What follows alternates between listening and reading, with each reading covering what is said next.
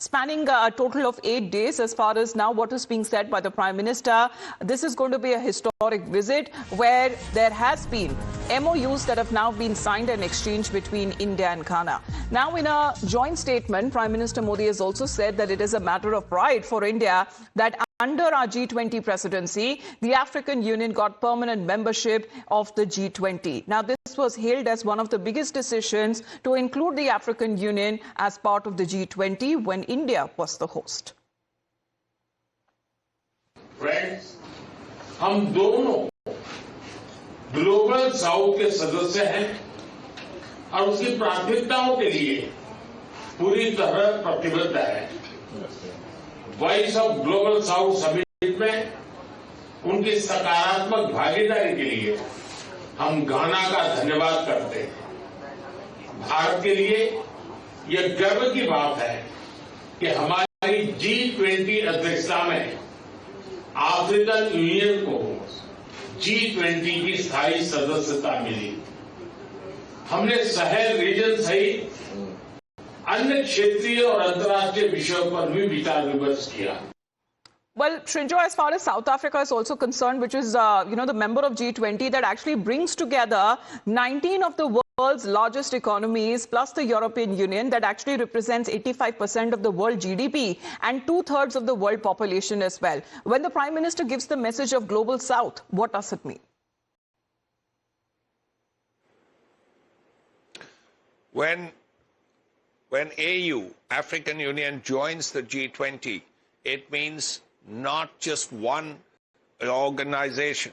It means 53 countries. Now, that's a lot of countries. About 1/4 of the world, in terms of countries, joined the AU.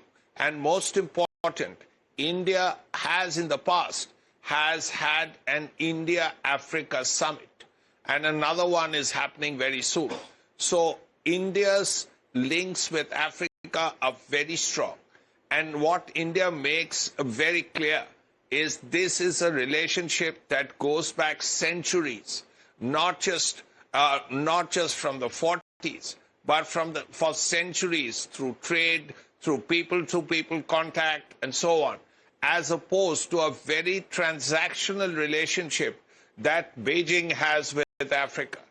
Which is why there are many economic problems that the African countries face once Beijing enters.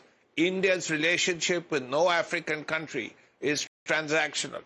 India and Africa understand each other in a way that is very different because this relationship goes back to trade for hundreds of years. And that brings very close understanding of each other.